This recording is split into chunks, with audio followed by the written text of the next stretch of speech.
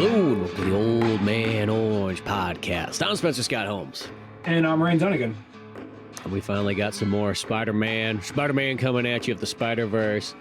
And I will say, though, I did enjoy it, but it has that same kind of issue that pretty much almost every one of those part ones and part twos movies kind of have, where it feels like they don't necessarily have, almost 5 hours worth of content, but they're going to find a way to make it that way. They probably have really a solid 3 hours of movie, but then there's just the stretch out parts, you know what I mean? Because there's very few of those movies. I was trying to think about, I was on the drive home yesterday and I was like, well, what movies? Because it's like mostly all the ones, like I remember like Harry Potter, when they did the part 1 and 2, you're kind of like, it could have been probably just been 1 3-hour movie. Let's be honest.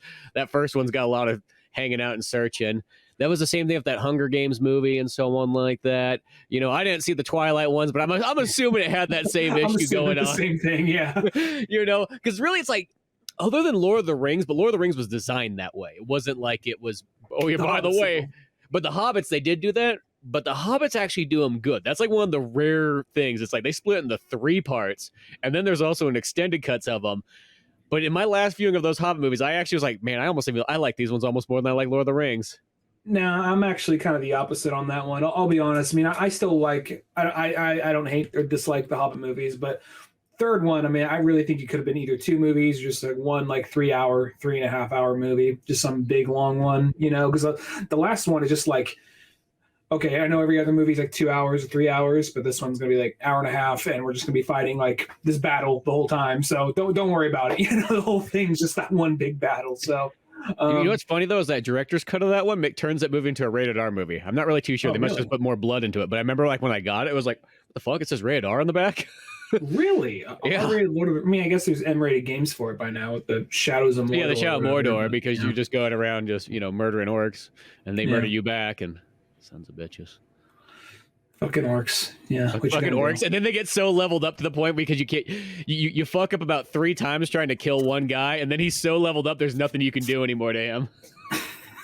You're just this prison bitch now. Yeah, literally, that's what happens in that game. It's like that game's like you get screwed over like for every single mistake you make in that game. So you think if you're angry the first time you lost, believe me, by like round 3, you're just like vivid. Yeah, well, because they're like, no, I can't beat him. I never played that one. I just know it. I just heard that. I'm like, I just like, you know what? I got video game anger issues. I'm gonna hold off on that one. So the last thing I need is some more. But look who's come back for a good old fashioned fucking. Yeah. Well, because it's like it plays like Batman. Because all those Warner Brothers games, they literally just take that Batman engine and like, how can we work this in there? Like the one attack, the parry, the dodge, and like that style. But just like the one thing that's different than Batman is as the not Aragorn character guy. You can't escape. You can't just be like, oh, shit's going down. Like, see you guys later, and zip your way out of there. Instead, you're just like, nope. You're just getting ganked. Batman can be like, fuck you guys. I'm back with my jet. I'll come back with my car. Yeah. One of those ones. Like, no, you just literally get gangbanged to death by orcs, and that's it. Well, that's how I did it back in the olden days. Yeah. So this movie, I guess we'll get into it. Spoilers ahead for Spider-Man Across the SpiderVerse. Now, I actually, maybe they did have it like pulled out to like maybe we'll find, we won't know till the 3rd movie comes out. I know after watching like Harry Potter, I'm like, oh, this could have been 1 movie. Same thing with like Hobbits; those could have been like 1 or 2 movies or whatever, even Hunger Games or whatever. But this we don't know what it is, and this isn't. I mean, it's going. I mean, I'm sure it's pulling inspiration from comics and all that, but I didn't read any of these comic arcs, and most of these characters that are popping in, I hardly know. Like I know of Miguel O'Hara, but I really don't know anything about it. I just know the bare bones. But going in with this movie, what they say in his epilogue, that's what I know. When they said, "Oh, right, he's a vampire," I forgot he's a vampire. So it's one of those things like. Into the Spider-Verse, the first one, is one of my favorite movies. It's probably somewhere in my top 10 favorite movies. And just because it's that one of those times, those rare cases where it's raw, unfiltered creativity, but also just like fine-tuned, perfect storytelling. And I can kind of feel that with this, but the only thing with this movie is I don't really have any major complaints about this movie. Because this movie is even more ambitious. The only thing, a movie like this really hinges on the third movie. Because I don't want to go years back and start a whole other conversation here, but like, I remember walking out of Last Jedi and being like, I didn't love it, but I didn't hate it like everyone else did. So, it wasn't my ideal Star Wars movie, but it wasn't like a horrible Star Wars movie. It's obviously setting stuff up for the third movie. And then the third movie comes and was like, we're not doing any of that shit. Fuck that. So suddenly this movie, like, all right, well, obviously now with the third movie, what was the point of the second movie if you never did any of this stuff with the third movie? How's this all? What was the point of anything? So, in time, I kind of liked that movie a little less. Like I still don't hate it, but I don't like it as much as I did. It's like, well, what's the point of this movie if it barely connects okay, Luke died. That's one thing that carries over. What else? Nothing. Yeah. So these guys, I think, are going in with more of a plan. So a thing about a movie like this is a lot of it hinges on what the next one's going to be. But the next one's going to be out within a year, next year, like in March. Okay, well, that's good. So they're doing a Matrix thing where like it will come out quicker than later. It's going to be out in March, and it's going to be that's one of the reasons why this one took like 4 or 5 years to come out, as opposed to like 2 years, what it would usually take, because they made them both at the same time. I gotta say this really quickly. I guess Matrix 2 and 3 is kind of like a part 1, part 2. Like you don't think, I kind of didn't cross my mind. That's one where it all works out, or at least I know in our opinions it does. Yeah. I still think the first one's the best, but I still really do like 2 and 3. So it's that there. But as I said, like I enjoyed this one, but it definitely is like one of those movies like it has that very extended feeling like okay, we got to make it's like they got like maybe an hour and a half story in here, and they found a way to take it to like 2.5 hours, because it's like really not a whole lot happens in this movie. It's like family drama. Miles Morales finds his way back to the Spider-Verse. You get a bunch of like a zany kind of like, let's just throw 10,000 Spider-Man characters at you at once, but really doesn't have a whole lot to do with it. And then it's like, oh shit, he got out of here with the band. Get that motherfucker, And then it's like and then at the end, shit starts to happen. That's where like the spoiler territory kind of comes. And it almost feels like that movie could almost been wrapped up in like 20 more minutes, but then it's like, no, fuck it. Comes to the next one. You know what I mean? But it's like, you could have cut maybe an hour out of this stuff here. Where like, it's good, but like, it definitely is like they are biding their time. Let's just say that. Well, I guess here's the thing. This is going to sound like a complaint. Keep in mind, I really like the movie. This movie is somewhere in my top 10 for this year. It's a long movie, and there's a lot of shit happening, and I need to see it again. I've seen Into the Spider-Verse a lot, so I know where that movie stands. I think this movie's more ambitious than Into the Spider-Verse, and it had to be. I think so much following behind it. All that said, when this movie's over, it's very exhausting.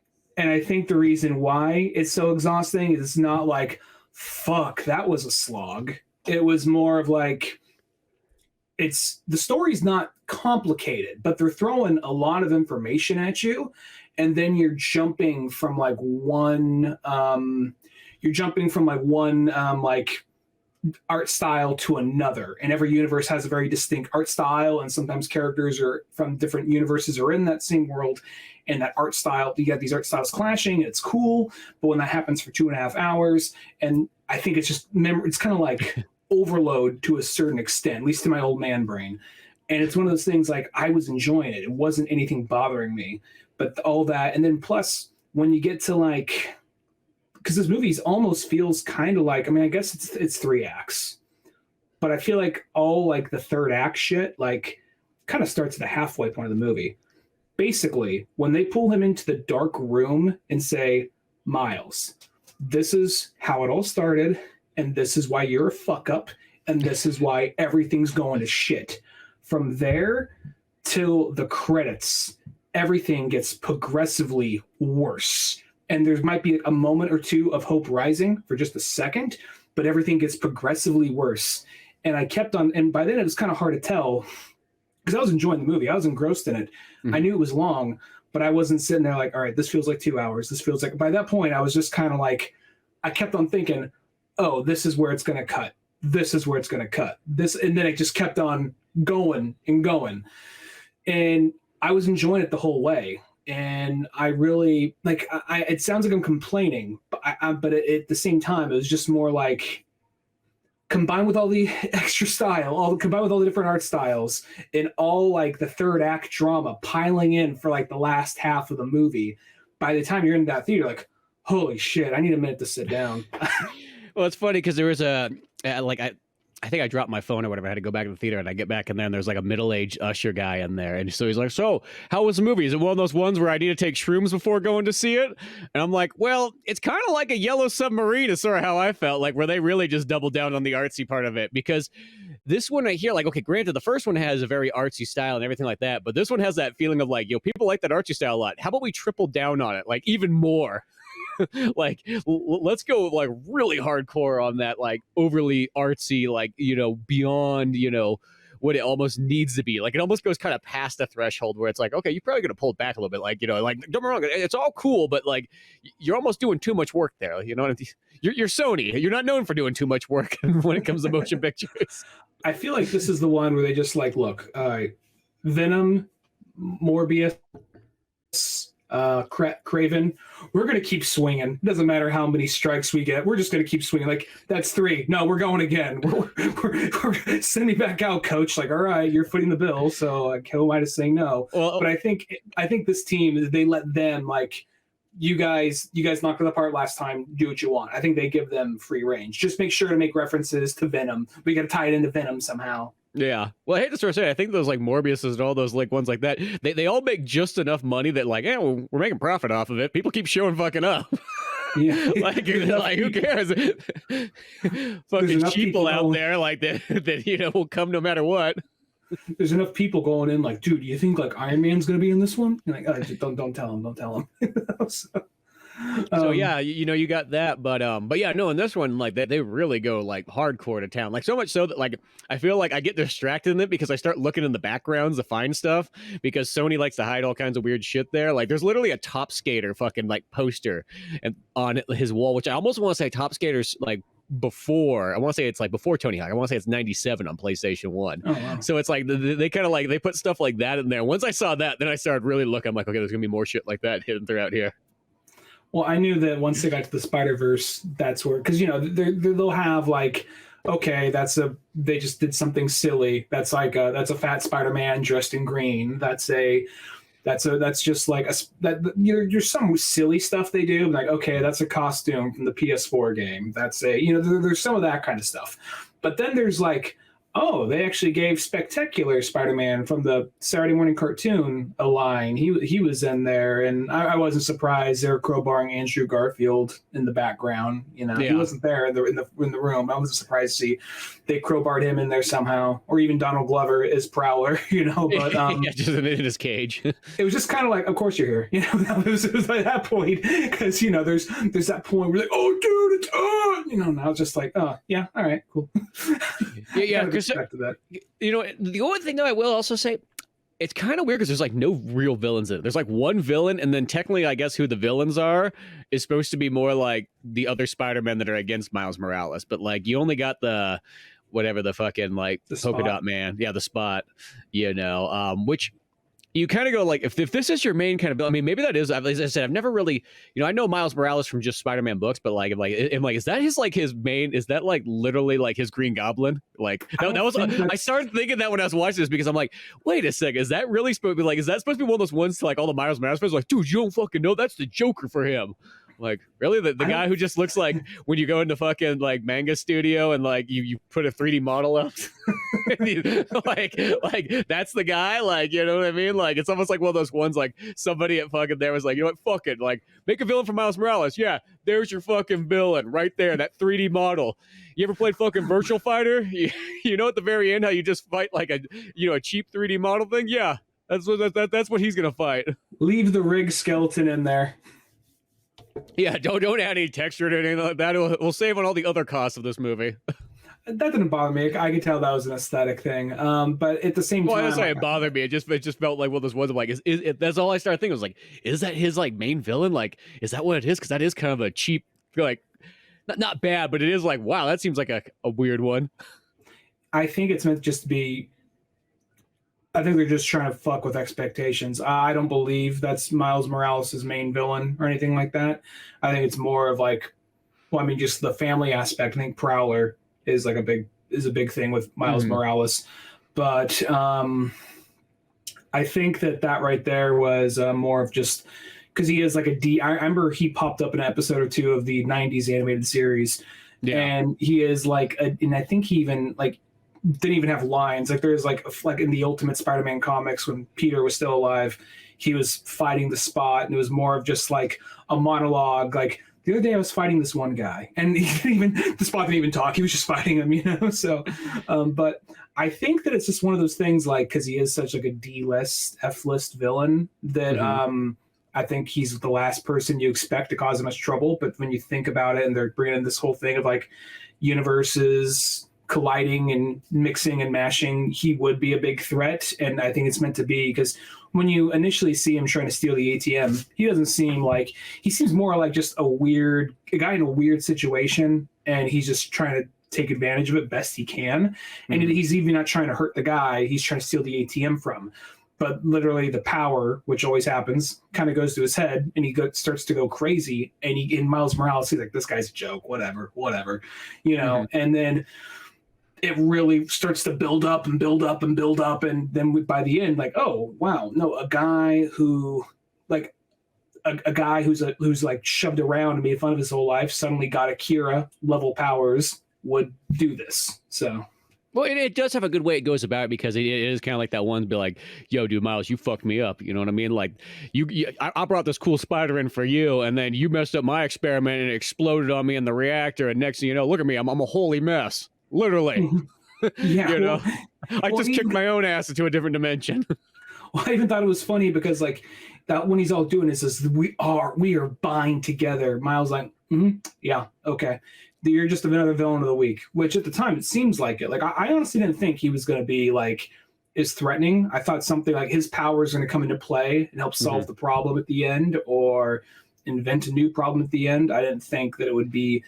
And it wasn't until they were kept on chasing him through like the India universe until I realized, oh no, this guy is going to be at least one of the main villains. And I think it wouldn't surprise me if they add another, just because this whole thing, I thought it was just, I thought it was interesting just because like, I'm not sure what he's like in the comics. The Miguel O'Hara is just so needlessly a dick to him. Now, maybe he didn't get like his blood, and maybe the next movie will say, sorry, he was going without blood for a little while. So he was a little like, maybe like fans go, well, in the comics, if he doesn't get like whatever he needs in time, he gets way more aggressive and way more angry. But like at the same time, like I like this character. I thought he was good. There's like nobody in this movie that I disliked. I think everyone did their part, and everyone had like a interesting role. The only character, and it wasn't even his character, it was just more his design. Like in theory, I like it, but everything about him was so distracting that it kind of like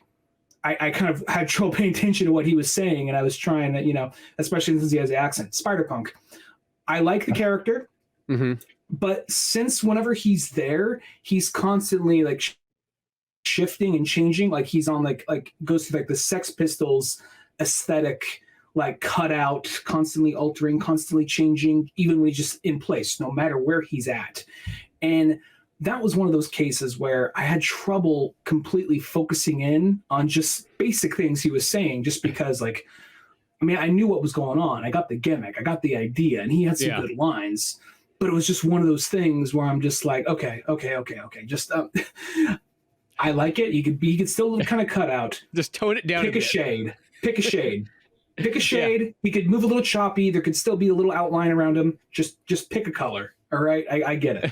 Yeah. Well, that's the thing, is like, because that is a cool character, but it is that thing where like sometimes it's like they almost go too far, where it's like you could just tone that back. It was already cool, and then you kind of like, it's that thing where it's like you have like a really cool drawing, and it's like, okay, that should be done, and then you're like, oh, no, I can make it cooler, and then it's like, maybe you don't need to, you know what I mean? Like, you know what I mean? It's like sometimes there's a point where it's just like, there's this point where it's like, okay, calm it down. But you know, I thought he was a cool character and so on like that, and I thought that was just kind of fun, as just the character sort of in the background, just slightly causing havoc, part of the team, not really part of the team, all that kind of stuff. The other one I actually liked a lot, but I was kind of bummed that he was only in it for really just a moment, was that the Indian Spider-Man guy, because I didn't really know anything about him, but I thought that guy, I just thought that guy was just a cool character. I liked the way he went about it. Just his personality was just funny, and just like the whole setting that they had there. Like I was almost like sold on that. I'm like, I kind of wish there was more of him, Well, I thought it was just funny just because like he was just like, what, you've only been done this for 6 months and you already got a watch? Yeah, I've already been here for 6 months. I already got a watch. It's part of the team. Isn't that awesome? Also, like, everything just comes easy to me. I got bed, and I'm kind of naturally buff, so I don't work out that much. So I just kind of like stay like this right shape. And also, everything's pretty easy. It's not that hard. I got the hottest girlfriend in town. Like I just kind of liked how he was literally 2 steps away from being like the douche guy, like coming in on a motorcycle, just like revving up, like, yo, babe. Like, but he was just very nice, and but at the same time just unaware of how easy it is, or how like Spider-Man's was meant to struggle and he's never struggled. Yeah, it just kind of comes easy. It's pretty fun. Yeah, he's like the exact almost like opposite of like Peter Parker, where it's just like he's the coolest guy in fucking town and everything like that. There's even the small kind of. It's like if Flash was almost like the nicest guy in school and he happened to get bit by a spider. That's almost like what it's sort of like. Yeah, pretty much kind of like that. I even like how his girlfriend is like the police chief's daughter, and then like when he goes to shake his hand, he just has the stern look, shake his hand like he's never been this emotional before. Like a lot of that kind of humor. Yeah, like that very Chris Lord and Phil Miller, or Phil Lord, Chris, I don't remember which one. Yeah, but very Lord and Miller type humor. Yeah, no. The other thing probably almost was my favorite scene, was that whole India scene. Like I think that was like the overall was pretty darn cool, and that's like almost like the weird like cool world. It's part of like the second act, but it almost feels like that's almost like the one little like almost like mid act, I guess you would almost kind of say. But I thought that was just a cool, different like kind of location for them to go into and so on like that. And yeah, I like that part a lot. Yeah, I guess you could say the first act is all the stuff, and I mean, there's flashbacks to their areas. It's all like the family drama type stuff. Act 1, Act 2. Act 2 is really relatively short then, because then it's just we're in India, and then everything else Spider-Verse and bouncing around. Like I want to say this movie,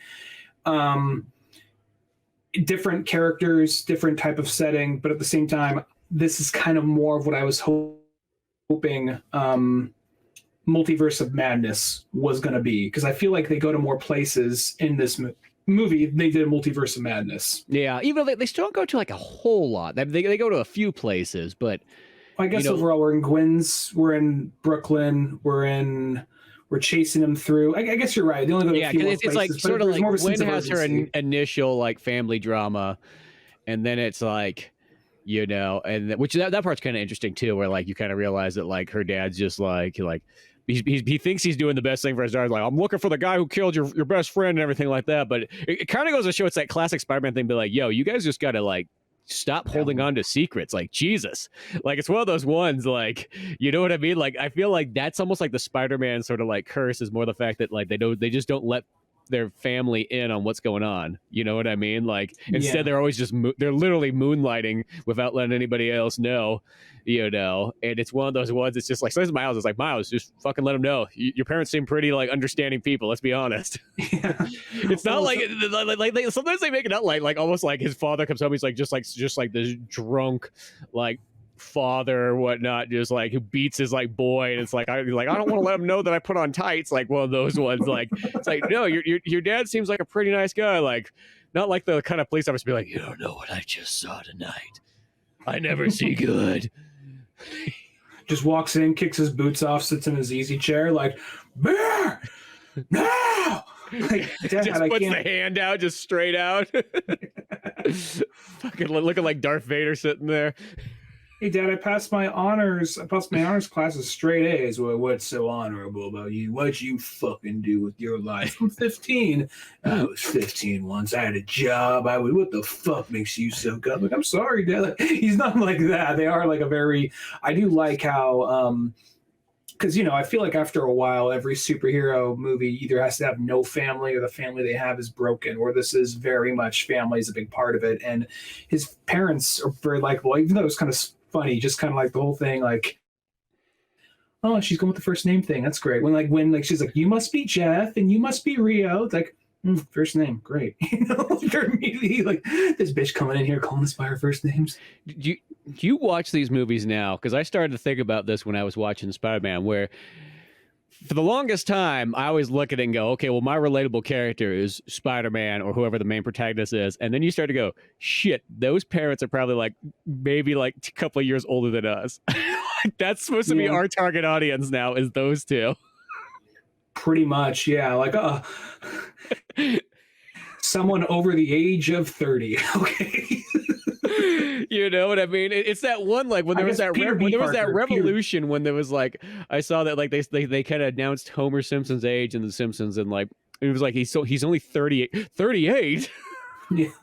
Not there yet, but we're getting there. Not there yet. Yeah, exactly. But it's not that far away either. You're like, holy crap. You know what I mean? So it's like, I feel like when I was looking at them, I'm like, because I was kind of calculating, I'm like, you know, give or take, okay, if Miles is 15, they might have had him at like give or take 25, putting them at, 40, which is probably what their give or take target age is. You know what I mean? And it's one of those ones, maybe slightly older. You never really know. They look older, but sometimes it's like, yeah, you would. If it was an anime, they'd be like, 28, but. Because I always feel anime, you always have to add like 10 years to like whatever they say it is in an anime, add 10 years, because I feel like Japan just likes to keep everything. They're like Bruno, where they just lie about their age. I'm 17 years old. That's what it is. It's like no, there's no way that someone's 17 years old and they look like that and they're saving the world. They're like, no, they've been at it. I like to believe that they've been at it for a lot longer. Well, I know that like this, not to get all kind of not to get all like lusting after a cartoon character here, but they make Rio like, how do you know she's like in her 40s or like late 40s, maybe late 30s, like early 40s, late 30s. They put two little lines right here near the crease of her eyes. That's how you know.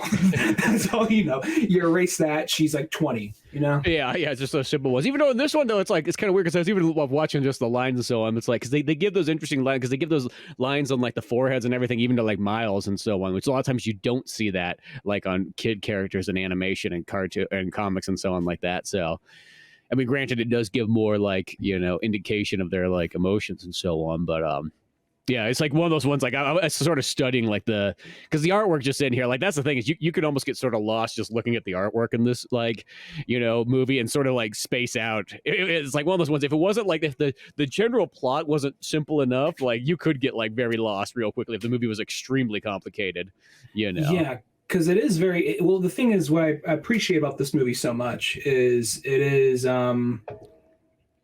I think the reason at the moment I don't like it as much as the first is because it's kind of hard to like. I think I like Empire. I think Empire Strikes Back is one of my favorite movies, because even though that ends on kind of a cliffhanger, because at the time it really broke the norms and flipped things on expectations, even though I wasn't there for it. But it was the first big major motion picture, big blockbuster movie to do that. And then on top of that, Return of the Jedi is good, so it was all worth it. Where this one, regardless, I still like this movie, but how the third one does really really determines, is all this is worth it at as much, So that's kind of where it's still a little up in the air for me on that. Now,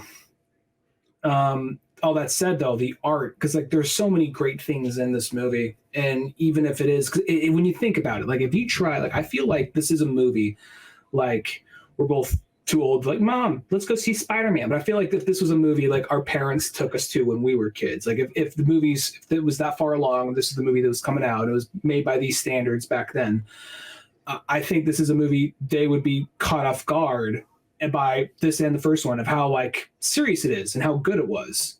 And I think because you open up on that scene, the Gwen Stacy stuff, like it didn't feel like it was trying to go super hard on the comedy. Like it is like very somber, that opening, and very artsy in that way, and in a way that works out, because when in Gwen's world, everything has a lot more softer colors, everything's more watercolored. And then when she's having a serious emotional moment with her dad, the background starts to fade out and it's not as noticeable. Everything starts to black out a little bit, not black out, but just get kind of washed out, and it's just more on them.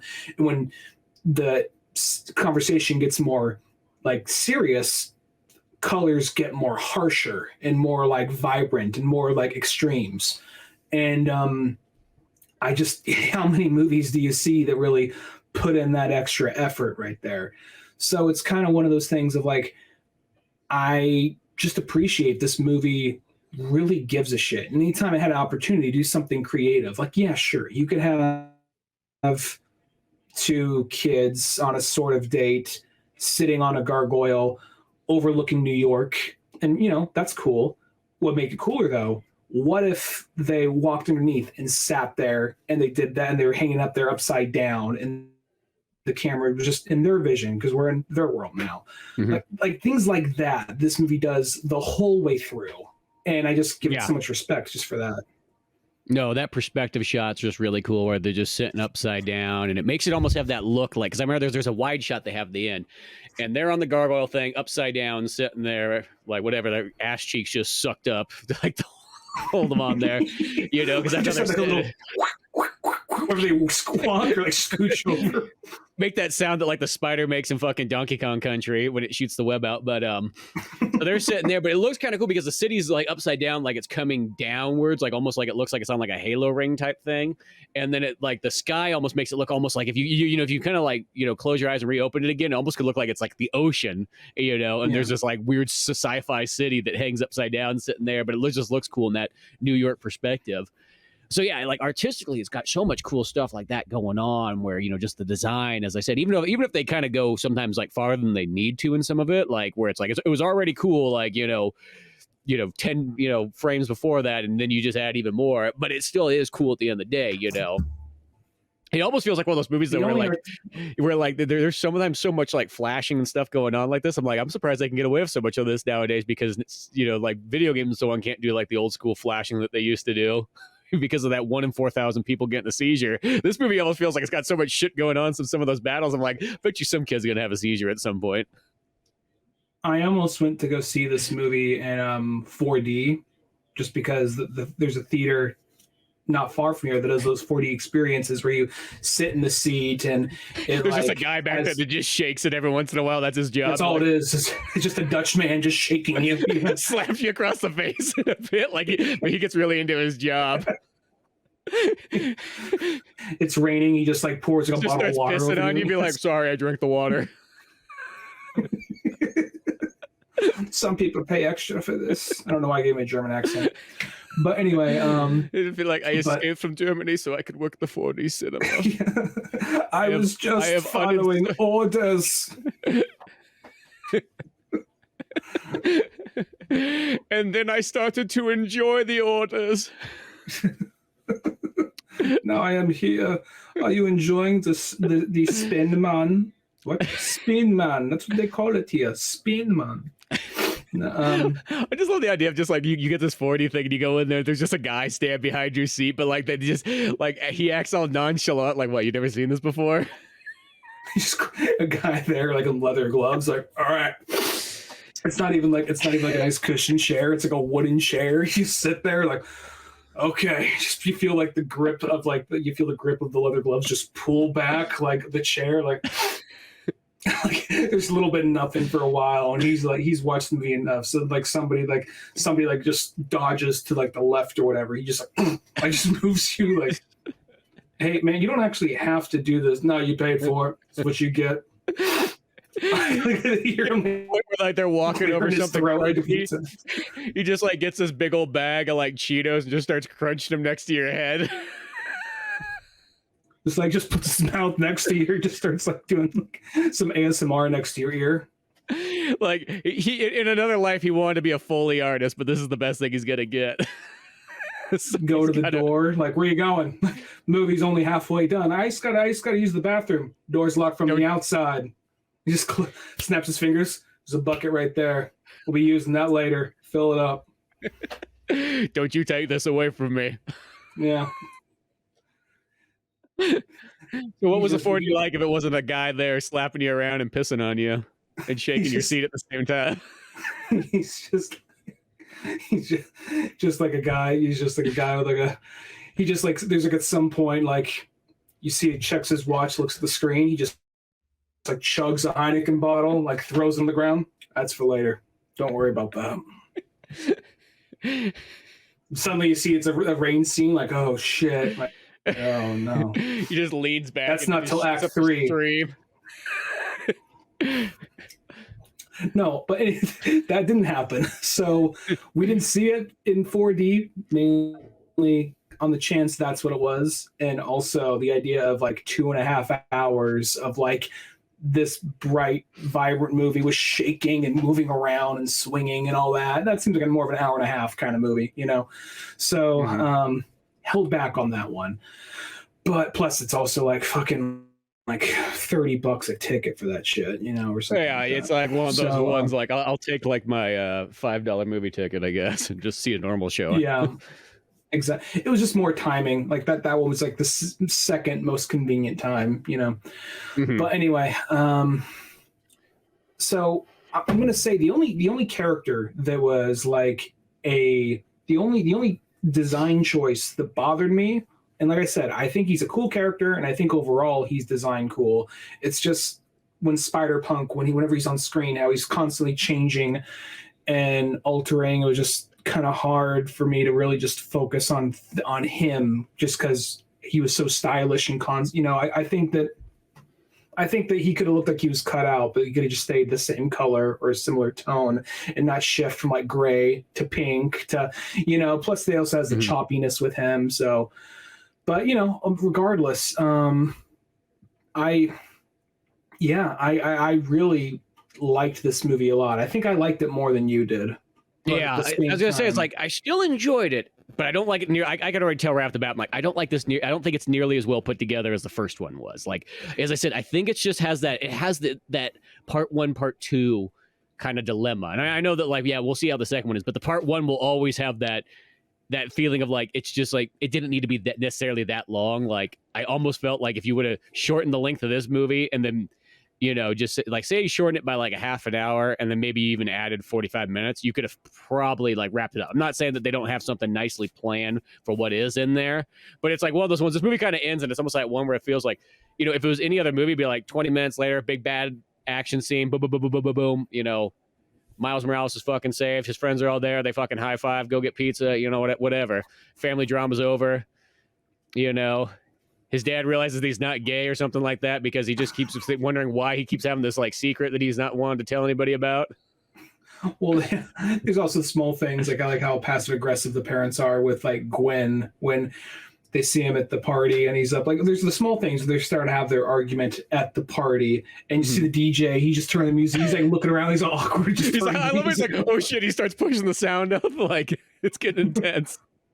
And then like when they see like he's up on the up with the water tower with Gwen, it's like at some point they see like, hey, this sweater was in your room, so I'm guessing you guys have already been there, huh? You know, just like some small things like that. And you know, it's one of those things like I guess this movie didn't like the first one, it didn't really do anything that bothered me. I did say I felt exhausted by the end, but I think it was just because of the overwhelming amount of information and style, like not like information story wise, that was pretty easy to comprehend, but just like a sensory overload, I guess, and how long it was. And it was by no means like there's nothing in that movie that had me go like, this, you know. I was enjoying it the whole way. Like my thing is, if you can make me like not worry about the time or how long it's taking or the clock or any of that, then to me it's all worthwhile. So no, I just hope it doesn't drop the ball for the third one. All that said though, I was kind of like the second they like I thought that was kind of clever because I even kind of forgot by the point like, oh yeah, so the thing sends you back to whichever world he came from, designated by the spider bite, but since the spider came from a different dimension, he goes to that dimension. So I kind of forgot that for a minute. So when he gets to that dimension and then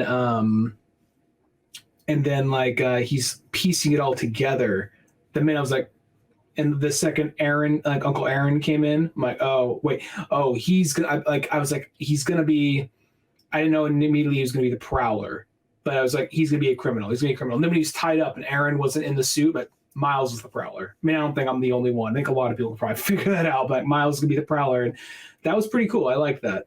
Yeah, no, I thought those. I think towards there, those are all really good twists because I feel like that's when the movie really does start like picking right back up again. I'm not saying kind of there, but there's, I think it's when they're in the sort of Spider-Verse. That's kind of the part. If there was a section that you could probably like thin down just a little bit, I think is that part is where I would kind of take from. But once it gets to that part, I think that's really cool and so on. And then yeah, there's like so I have a feeling he's going to be battling like the evil version of Miles Morales and Spider-Man 3. I feel like that's where it's all sort of heading towards and so on. And then, of course, his friends team of Gwen Stacy and all the, Peter Parker, original Spider-Man, and the other team that they sort of formed with kind of a mismatch of like some of the new characters and some of the ones from the previous Spider-Man movie. But that is kind of a neat like twist in there. For a second there, I was like, like oh shit, like the fucking uncle's banging the mom now, like I was like, oh, it's not going that direction. But like that was what I thought. Like I thought I was like, is this first? Like, is that like his dad in that one? I was wondering that for a second. Like, all right, well, I know you guys have already been pretty ballsy, but this right here, Yeah. It's one of those things like, it's like that.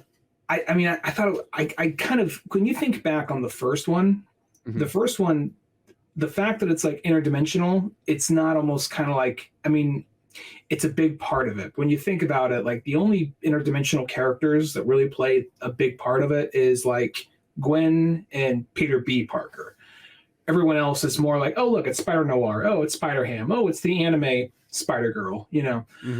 This one, they kind of knew that, and they almost just once again pull back and just kind of emphasize on Miles, Peter B. Parker a little bit, Gwen, Jessica Drew, and Miguel, and then all the other characters. I understand why they kind of gave them a back seat. Like Penny approaches him when they all start confronting him for a second, and then they all have like the glory shot at the end, posing like we're all going after Miles. We're going to save Miles. Like, and that was cool because I was a little worried when I saw that giant crowd of them chasing him. I'm like, oh no, not all his friends. I knew there was going to be. I'm sure it's all going to come out together that Miles and that team is right, and I'm sure there's going to be something like the whole thing. Like if you do something different in that universe, that's not what destroys it. It's something else that destroys it. I'm sure they're going to figure that out somehow. But it's all about probably some kind of thing like you can't just keep on repeating the same story. Probably some kind of like meta narrative. If you keep repeating the same story, you're just going to like doom yourself more or less. They're gonna be like, yo, let's go sit down and watch this new Flash movie coming out. We'll show you why it doesn't work out. You know what I mean? Why does Batman just keep stepping into every single like frame of it? It's just what he does. Be glad he's not part of the Marvel universe, or he'd be stepping in front of you every single time the camera was on. like Flash is just like cradling like his dead mother, like in the flashback, like, and then all of a sudden like Batman's on the TV, like in the just stands in front of the camera once again. Like, just like a crotch shot. Just looks like fucking Sticky Fingers album. Like just holds. Like, and then he just like looks down like, this is some sad shit, and then like there's like I'm trying to think, like he's in a lot of those trailers. It's almost more Batman than anything else in those trailers. As those trailers keep going on, they just become more and more a Batman. Like I don't even refer to that movie as the Flash movie. I always think of it first and foremost as a Batman movie now, because it's just like there's so much Batman going on there. It's like, oh yeah, by the way, the Flash is in it too. He's like now the B character of his own movie. They're saying nothing's set in stone. It's all just taught, like, hearsay. But apparently, somebody asked that dude at one of like the red carpet events, like, hey, so are you going to have any involvement in the Brave and the Bold Batman movie with, he's like, I can't comment on that. It's like, so you can, so you don't have any involvement on it? Like, I can't comment, so that people are thinking like he might be the director, so this might be teeing things up for that. So we're using Flash as a way to tee things up. To get back into Batman, what everybody wants. Like nobody just wants to do a Flash movie, but they apparently to like early, because movie already played at CinemaCon or whatever, and but they apparently did not put in any of the post-credit scenes on the chance that got out. That's good. So who knows, maybe by then, like, Flash is like, I'm finally, like, Flash has his new face or whatever, like, not by, of a cult leader or whatever, and comes in, like, says, like, wow, I'm finally my own Batman comes in, like, yep, me too. Me too. Yeah, exactly, one of those ones there, shoehorning his way in. But yeah, I mean, other than that, though, going back, Spider-Man, that's the one. Like, we are. I feel like we're really quickly going to get to that point where, like, there's going to be multiverse. I think multiverse, like, overload is already sort of set in. But this is the one that's like kind of like, I don't think anyone's going to care too much because this one sort of like set those movies like into play. Everybody else sort of jumped onto it. I feel by the time the Flash is sort of done, people are gonna be like, okay, is it more of this multiverse shit? Like, when we just gonna go back to a normal movie? Yeah, I'm kind of already. I mean, I think that Marvel had MCU had like an interesting, like, how do I put it? It was an slippery slope, really. It really is, because I feel like it's cool. I like Elseworld stories, like, hey, here's Batman in the 1800s. But like a lot of times you don't have to explain to me how that happens in the universe. We just go, hey, it's an Elseworld story. That's all it needs to be said and done. I think when there sometimes gets to that point where there's 10,000 different universes and so on. Like, even in the Spider-Man, I will say, like, sometimes like, okay, maybe you could pull it back. Like, there's something about like the 52 universes where it's like, okay, at least there's a solid number. Like, it doesn't go over that many. I think there's something to be said about kind of keeping it at like a normal amount instead of going like, oh, we have the Goofy Spider, we have the peanut butter spider. It's like, oh, yeah, you know what? Let's just have, let's be honest. We don't need more than like maximum 50 Spider-Mans. Even 50 is kind of too much. I would be fine with like 20. Well, this was even this because they were having the wacky, silly shit, and that was always more slapsticky stuff. And I didn't mind some of that because I was for the T-Rex spider. I was kind of Spider-Man. Yeah, none of it's like bad, but it is like it's like what's something that's like, we could keep this a little bit more simple. Like, sometimes there's something to be said about like locking off your numbers. No, yeah, well, no, it's also one of those things. I'll say this: the thing with MCU multiverse thing. I mean, yeah, Spider-Man No Way Home was really good. Mm-hmm. Some people say a little too fan servicey, but I still really liked it a lot. But at the exact same time, I think the multiverse, I thought, kind of came, like the whole, what they explained in Infinity War became a good way to explain away, like, okay, Iron Man is dead, but we want a new Iron Man. So what if it doesn't have to be Robert Downey Jr.? So that Iron Man's story is done with, but then due to some hijinks or universal shenanigan type shit, like another younger Tony Stark comes through or whatever. Mm-hmm. Now, I don't think you do that for every character every time. Like, well, let's see what's over here. Just cast a fishing line right into that portal and see what comes out. Yeah, but just reach into Merlin's bag and see who you can pull out of this one. Tom Cruise, why not? Yeah, no. So it's like one of those things. Like I kind of like, I'm like, okay, that's a good way to explain things away, but they haven't really done it. They've just been doing it for like, look, it's dude from The Office as Fantastic Four. Oh, look, it's like that kind of stuff. So, and that stuff's cool, but that's all it's really been so far. So we're Into the Spider-Verse kind of helps set like a standard, and it's more out of like, hey, yeah, we are going to do like, yeah, Spider-Man Noir. We're going to do Spider-Ham. This one doing 2099 Spider-Man. Yeah, which that stuff I think is all really cool because it is neat to see those kind of Spider-Mans. Like, I feel like it's one of those ones like they should just focus on sometimes some of the more real Spider-Man stuff that like, oh, that like in a sense do that thing where like the universes you pull from should just be like you could almost just pull straight from like literally like the Spider-Man like shows and movies in a sense. Like, I felt like that would be almost simple enough. Be like, okay, or like some of the comic book variations and so on. But like, there's almost like a spot like, I know this is always like the hard one to get, but like you should almost even pull the Peter Parker from like the animated show from the 90s. Like, that would have been kind of a cool way to sort of have it. You know what I mean? I know that's like that Peter Parker's being pulled from like two different arms always, but I think by now they could pull that. I think they could pull that Peter Parker. Maybe. I know they had Spectacular Spider-Man in there for a line. Yeah, he was there for a moment, which is cool. Yeah. They even had Spider-Man from, they kind of technically did have the 90s Spider-Man in there, because there's that like wannabe, it was only one for one season, but there was that Spider-Man show that was meant to be like Batman Beyond. Yeah, you saw him in there. So, I mean, I guess you could say that's the same one or it's a separate universe either way, but because because that almost would have made for like a good version to have of Peter Parker, where it'd be like, oh, here's the Peter Parker who's done all kinds of shit, and it's the guy from that show. You know what I mean? I mean, I know that's kind of what like the Peter, like the beer gut Peter Parker kind of is. In a sense, he's kind of like that guy, except for he just had one bad day. Well, I like that we kind of got aged up Peter Parker, because for a while he was always young, and even Tobey Maguire, he was. Yeah, we could see he was at it there for a while. We didn't come across as like super old. We could see he'd been doing it longer than the rest of them. So that's why I like Peter B. Parker, because he is like midlife crisis Spider-Man, and he is like pretty good at what he does, but at the same time still has that Spider-Man kind of wit and humor. And like I mean, this movie, like I know that we're kind of like, we both liked it. I think I liked it a little more than you did at the exact same time. Like I think that, like, here's the thing, I don't disagree with what you said. I just don't know what they're planning for the next one.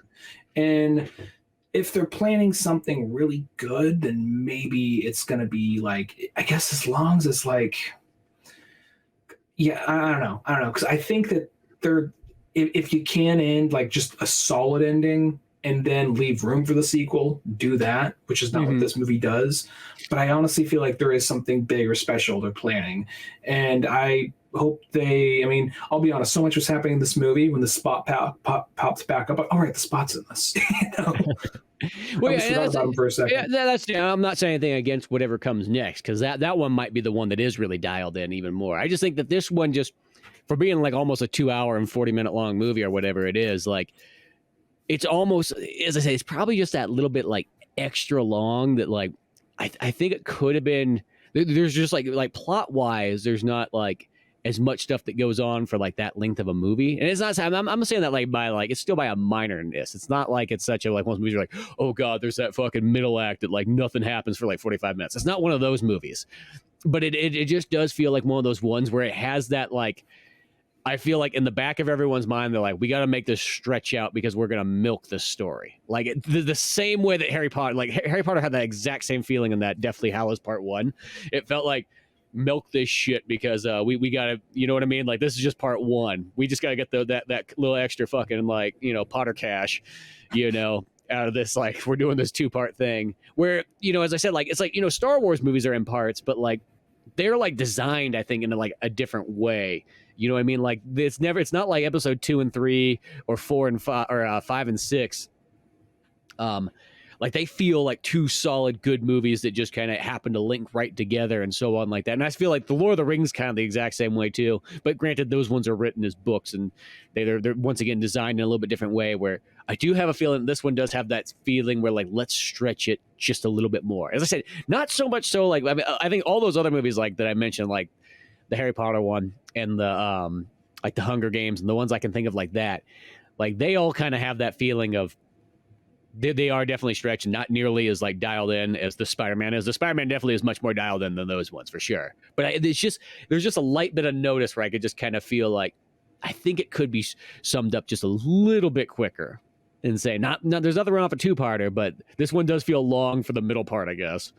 No, I get you. Because some of those action scenes, like basically from when he gets to the spider world and he gets all the exposition and then the chase begins, and that chase goes on for a while, and that chase is basically the big grand fight of the movie. That's like your epic, like that's in place of your final fight is a chase scene.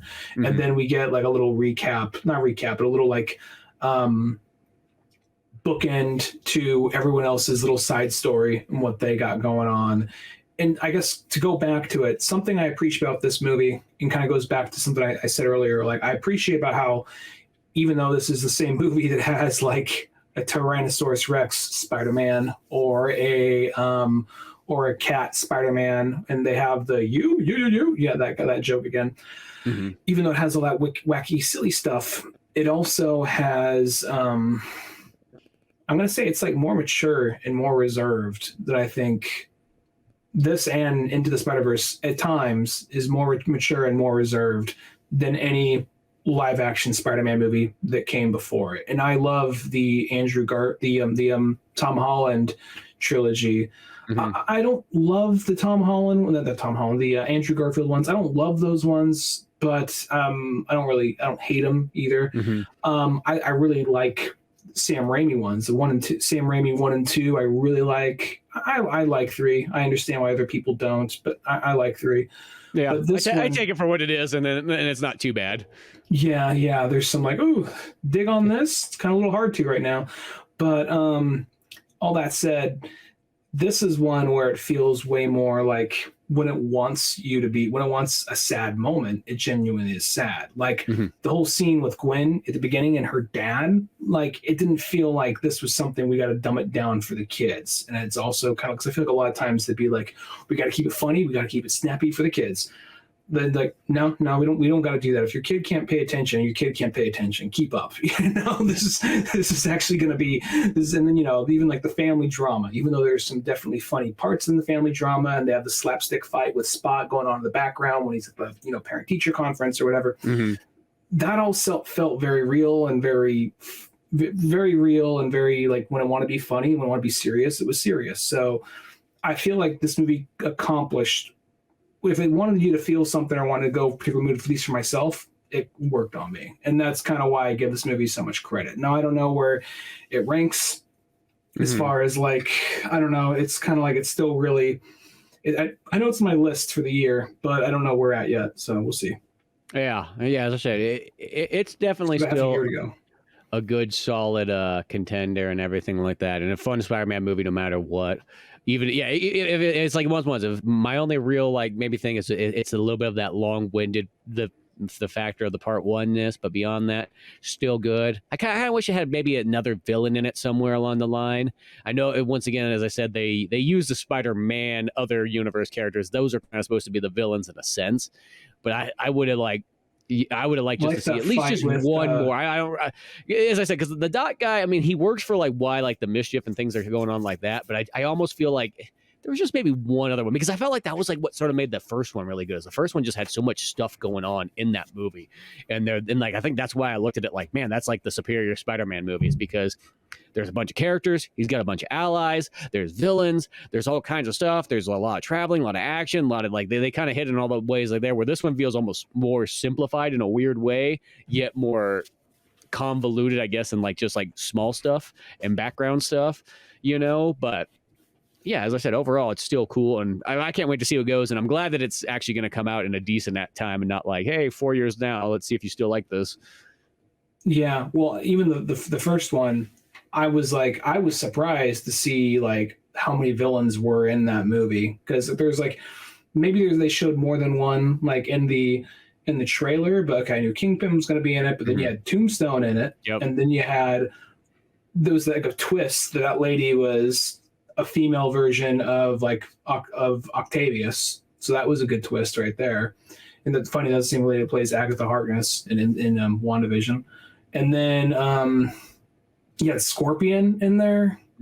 That had like a really good list of villains. Like all those villains were like really good. And then then it had the Prowler. And then Prowler. Kingpin was like the weakest villain, and it's just because he had a weird animation style. It's almost like just a square thing. Yeah, like it's almost like they allowed like Illumination or something like that to like take care of that character. It did, yeah. And that's that's like my only like light complaint to that movie. It's just I thought like the Kingpin like you got this kind of serious movie going on, and then you allowed somebody to get kind of goofy with this one. But that's the thing is like there were so many villains going on there. I feel like the second one, it's like it needed just one more, not a whole lot, but one more. Like I almost feel like my trade-off is get rid of like the 10,000 like goofy background Spider-Mans and just put like, can we just convert that into like one other villain? I don't care who it is, just one guy there, somebody, anybody.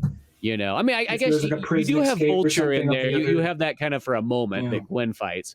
So there is that. But I just felt like, one more would have probably done it for me because I feel Spider-Man works better when there is multiple villains. Like that's sort of like that's even like when you think of like the best episodes of like the cartoon show, it's mostly when there's like the multiple villains or like even the comic books. You got this Sinister Six and so on like that. I think that kind of makes it feel more full and so on.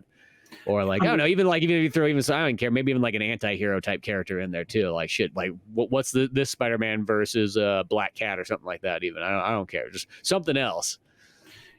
I'll be honest, controversial take. I don't hate Black Cat, but I don't give a shit about Black Cat because Black Cat is, at the end of the day, let's not bullshit, just a ripoff of Catwoman. That's all. Oh yeah, it really is. Jewel thief that also has kind of a thing for like the main character and also is a cat motif. Get the fuck out of here. Come on. You know, sure, she's got a little bit of a different personality at times, but is it really that fucking different, you know? No, I mean, no, she is 100%. Like, I like that character, but she is 100% like Spider-Man's Catwoman. I think what makes it, I think what's funnier is because she's like, I like the idea that she's the older lady that persuades Peter Parker into like doing like, you know, things that he wouldn't normally do. I like that's like she's like the bad influence, like older girlfriend that he has once in a blue moon. And I think that kind of interesting thing, or even there's like, I think it's in like the game, like, because it's like one of those ones when they have the Black Cat missions and like that last PS4 ones. It's like, it's almost like when the phone call reads, like, oh shit, I hope it like, oh, it's this girl calling back again. Like, no, not the old lady again. Yeah, no, like, well, you know, I think the Black Cat could really take a back seat. Like, I honestly think like there's some characters or some things that are so derivative. That's why I was like, I mean, Namor and Black Panther, Black Panther 2, they did a good job because they made him like, you know, like a Mayan warrior. So like, otherwise it's just like, you know, Aquaman off. Kmart Aquaman is what it would be, you know, you know, so it's just one of those things like, if they do Black Cat, do something cool or different with her, but at the exact same time, like they said when they went to the world where Miles was the Prowler, they on the radio you heard the Sinister Six Syndicate on the radio or something. So that could just be oh yeah, Easter egg for those of you who know, or the Sinister Six might be in the next one, which would be cool.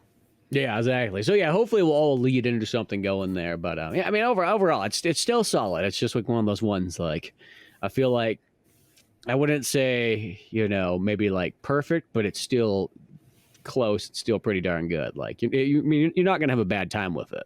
Let's say that. No, it's a fantastic movie, and I really liked it. If you like the last one, you should still see this one.